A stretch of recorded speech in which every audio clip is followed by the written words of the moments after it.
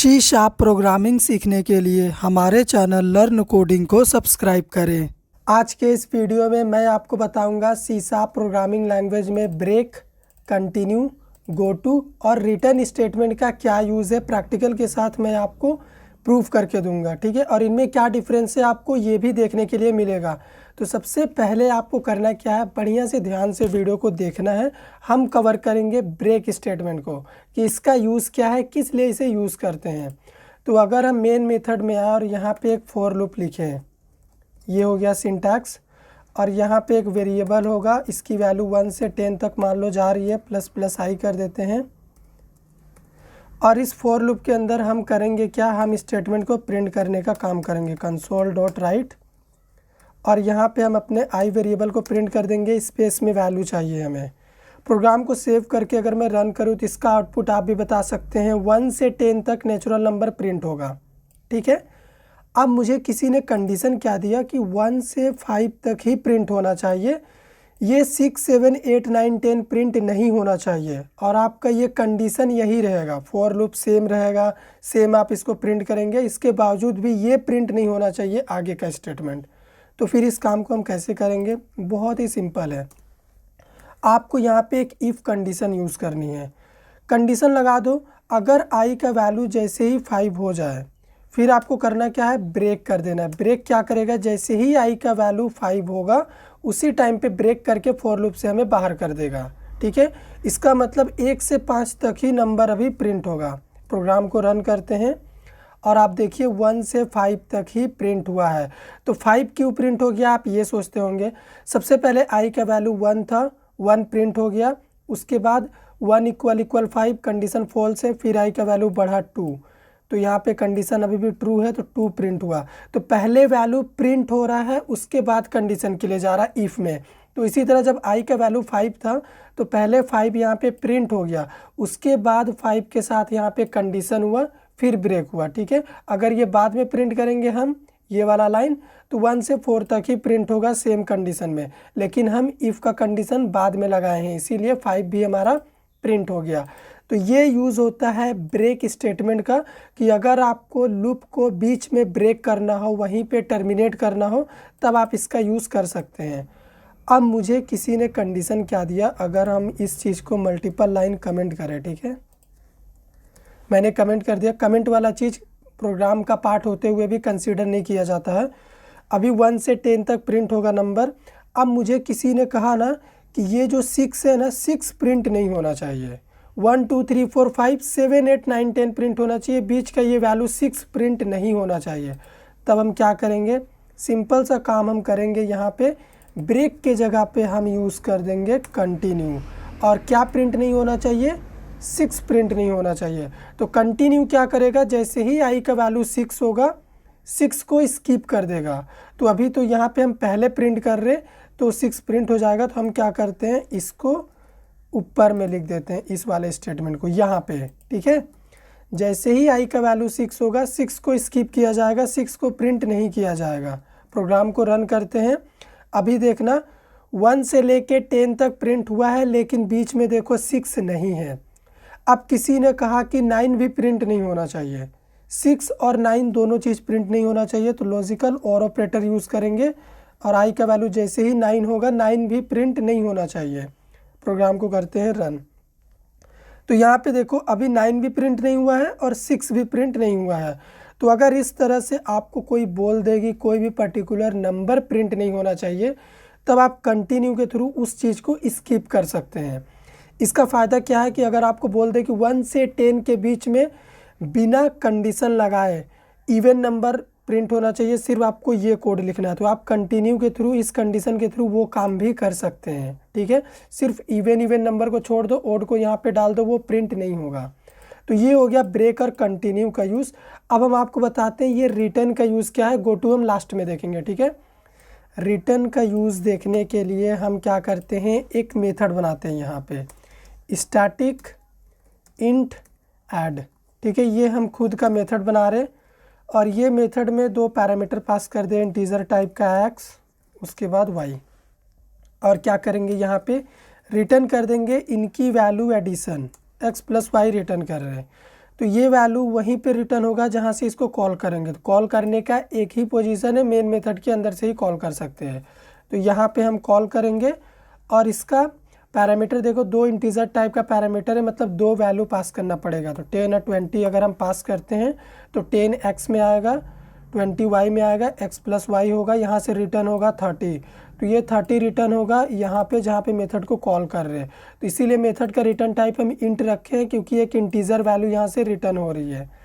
तो ये हो गया क्या, इसको बोलते हैं मेथड कॉलिंग, ठीक है।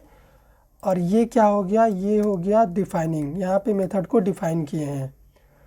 अब हम करेंगे क्या, इस लाइन को प्रिंट कर देंगे तो भी आउटपुट आएगा, लेकिन हम क्या करेंगे, एक आर नाम के रिजल्ट वेरिएबल में रिजल्ट को स्टोर करके आर को प्रिंट करेंगे, कंसोल डॉट राइट, और यहाँ पे आर को प्रिंट कर देते हैं। प्रोग्राम रेडी है, रन करते हैं। अगर रिजल्ट 30 आया, इसका मतलब क्या हुआ, हमारा प्रोग्राम सही से काम कर रहा है। यहाँ पे देखो 10 और 20 का एडिशन 30 प्रिंट हो चुका है। तो रिटर्न ने क्या किया, रिटर्न ने वैल्यू रिटर्न कर दिया, ठीक है, वैल्यू को ट्रांसफ़र किया। तो यहाँ से वैल्यू जो रिटर्न हो रहा है, तो ये रिटर्न वैल्यू वहीं पे ट्रांसफ़र करता है जहाँ से मेथड को कॉल किया गया है। तो यहाँ पे कॉल किए हैं तो 30 यहाँ पे आया, फिर 30 आर में जाके स्टोर हो गया, उसके बाद आर को हमने प्रिंट कर दिया, तो वो क्या हुआ, रिजल्ट के फॉर्म में हमें प्रिंट करके वैल्यू दे दिया। अब हम देखते हैं कि इस गोटू का क्या यूज़ है, ठीक है। इस कोड को रिमूव करते हैं पूरा, इसका अब कोई काम नहीं है। सबसे पहले हम यहाँ पे एक वेरिएबल ले लेते हैं, वैल्यू रहेगा 1। उसके बाद अभी हम क्या कर रहे हैं, कंडीशन लगा रहे हैं इफ़ की, ठीक है। कंडीशन क्या होगा कि मान लो मुझे नेचुरल नंबर प्रिंट करना है 1 से लेके कितना 100, ठीक है।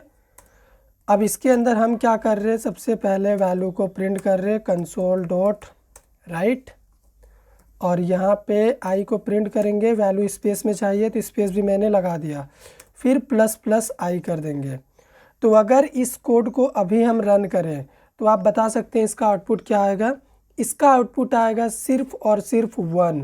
तो यहाँ पे आप देख पाएंगे सिर्फ 1 प्रिंट हुआ है। क्यों, क्योंकि ये कोई लूप नहीं है कि बार बार रिपीट होगा। आई का वैल्यू 1 था, कंडीशन ट्रू हुआ, 1 प्रिंट हो गया, उसके बाद आई का वैल्यू जब बढ़ा यहाँ पे 2 हुआ, तो इसको रोटेट करने के लिए कोई यहाँ पे मटेरियल नहीं है कि अपने आप रोटेट होने लगेगा। लेकिन अगर हमें सच में बिना लूप यूज़ किए हुए नेचुरल नंबर को प्रिंट करना है, 1 से 100 तक जाना है, तब गोटू भी हमारे पास एक ऑप्शन हो सकता है। कैसे हो सकता है, यहाँ पे आपको सिंपली लिखना है गोटू, उसके बाद यहाँ पे हम क्या लिख देते हैं, गो, ठीक है। ये आप कुछ भी नाम दे सकते हैं, गो मैंने दे दिया।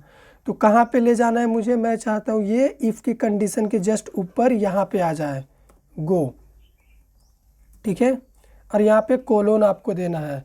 तो इससे क्या होगा कि जैसे ही आई का वैल्यू प्रिंट होने के बाद बढ़ेगा 2, गोटू क्या करेगा, गो के पास ले जाएगा, फिर कंडीशन आएगा। तो यहाँ पे अभी नेचुरल नंबर प्रिंट हो जाएगा 1 से लेके 100 तक। तो देखो बिना लूप यूज़ किए हुए भी आप इस काम को कर सकते हैं। पहला यूज़ गोटू का ये हुआ, रिपीटेड टास्क को परफॉर्म कर सकते हैं विदाउट यूजिंग लूप। सेकेंड काम क्या हुआ जो कि बहुत इंपॉर्टेंट होता है, अगर आपको कोई बोल दे प्रोग्राम के किसी पर्टिकुलर स्टेटमेंट को स्किप करना है, उसको एग्जीक्यूट कराना ही नहीं है, तभी भी आप क्या कर सकते हैं, गोटू यूज़ कर सकते हैं। जैसे मान लो जैसे ही आई का वैल्यू इक्वल 1 होगा, तो यहाँ पे आई का वैल्यू जब 1 होगा तब प्रिंट होना चाहिए लर्न कोडिंग, ठीक है। उसके बाद यहाँ पे एलन राइट लाइन यूज़ कर दे रहे क्योंकि अभी अपने को न्यू लाइन में वैल्यू चाहिए, ठीक है। उसके बाद हम चाहते हैं कि गोटू अपना काम करे, गोटू नीचे ले जाए, ठीक है। यहाँ पे गोटू का नाम रख देते हैं डाउन। उसके बाद यहाँ पे बाहर में 3-4 स्टेटमेंट और है, कंसोल डॉट राइट लाइन, और यहाँ पे बाहर में एक नेम है अंकुश, ये प्रिंट होना चाहिए।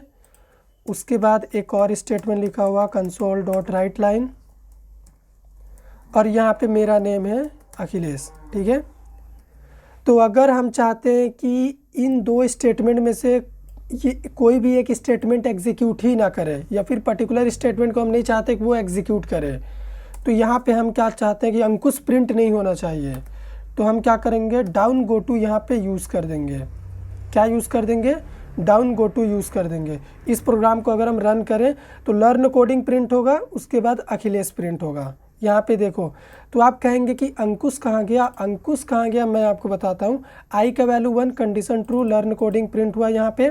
फिर गो टू डाउन, डाउन सीधा यहाँ पे आया और गो टू के अंदर ये स्टेटमेंट लिखा हुआ है, इस वाले चीज़ को इग्नोर कर दिया गया। यहाँ पे आप 50 लाइन का कोड भी अगर लिखेंगे ना इस काली ब्रैकेट से और डाउन के बीच में, तो वो इग्नोर किया जाएगा, वो एग्जीक्यूट नहीं करेगा।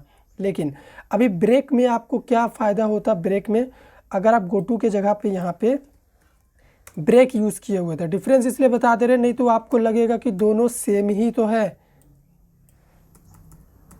ब्रेक, ब्रेक क्या करेगा, सब स्टेटमेंट एग्जीक्यूट कराएगा, ठीक है। यहाँ पे सब कुछ प्रिंट हो जाएगा। तो यहाँ पे हमें एक एरर भी मिला है, नो इनक्लोजिंग लूप। अच्छा, हम ब्रेक को क्या कर सकते हैं, लूप के अंदर ही यूज़ कर सकते हैं। तो ठीक है, दिखा देते हैं। अभी जब डिफरेंस बता ही रहे हैं तो दिखा ही देता हूँ। इस चीज़ को क्या करते हैं, लूप के अंदर इंसर्ट कर देते हैं। बहुत ही मुश्किल हो गया भाई इसको समझना। ये इफ़ का काली ब्रैकेट है, ये इफ़ की बॉडी है, उसके बाद ये इफ़ का काली ब्रैकेट यहाँ पे क्लोज हुआ और ये बाहर में 2 स्टेटमेंट लिखा हुआ है। लूप का कंडीशन भी लगा देते हैं, यहाँ पे आई जाएगा 1 से आई लेस देन इक्वल मान लो 10 प्लस प्लस आई, ठीक है। रेडी है, अभी इसको रन कर रहे हैं, अभी रन करेगा, अभी कोई दिक्कत नहीं है। तो यहाँ पे क्या आउटपुट आएगा, आउटपुट देखो सब कुछ प्रिंट हो गया, लर्न कोडिंग अंकुश अखिलेश। तो ब्रेक क्या करता है ना, सबसे पहले ये वैल्यू प्रिंट हुआ, उसके बाद ब्रेक ने क्या किया, लूप से बाहर हमें कर दिया। तो लूप के बाहर किया तो बाहर में जितना स्टेटमेंट है सब एग्जीक्यूट करेगा, कुछ भी इग्नोर नहीं होगा। जबकि गो टू से आप क्या कर सकते हैं, किसी पर्टिकुलर स्टेटमेंट को इग्नोर भी कर सकते हैं, उसको स्किप भी कर सकते हैं, एग्जीक्यूट नहीं भी करा सकते। तो ये डिफरेंस होता है। अगर मान लो यही ब्रेक आप इस लर्न कोडिंग मैसेज के पहले रखते हैं तो अभी सिर्फ अंकुश अखिलेश आएगा, लर्न कोडिंग आएगा ही नहीं। एक वार्निंग मिला है, लेकिन छोड़ो, यहाँ पे आउटपुट देखो अपना, सिर्फ अंकुश अखिलेश आया, लर्न कोडिंग नहीं आया। तो इस तरह से काम करता है हमारा ब्रेक, कंटिन्यू, गो टू और रिटर्न स्टेटमेंट। सीसा प्रोग्रामिंग लैंग्वेज में इनका यूज़ हम करते हैं प्रोग्राम के कंट्रोल को एक जगह से दूसरे जगह ट्रांसफ़र करने के लिए। अलग अलग तरीका होता है, सबका अलग अलग यूज़ है। अगर आपको डिफरेंस समझ में आया हो तो वीडियो को लाइक करिए, शेयर करिए, चैनल को सब्सक्राइब कर दीजिए।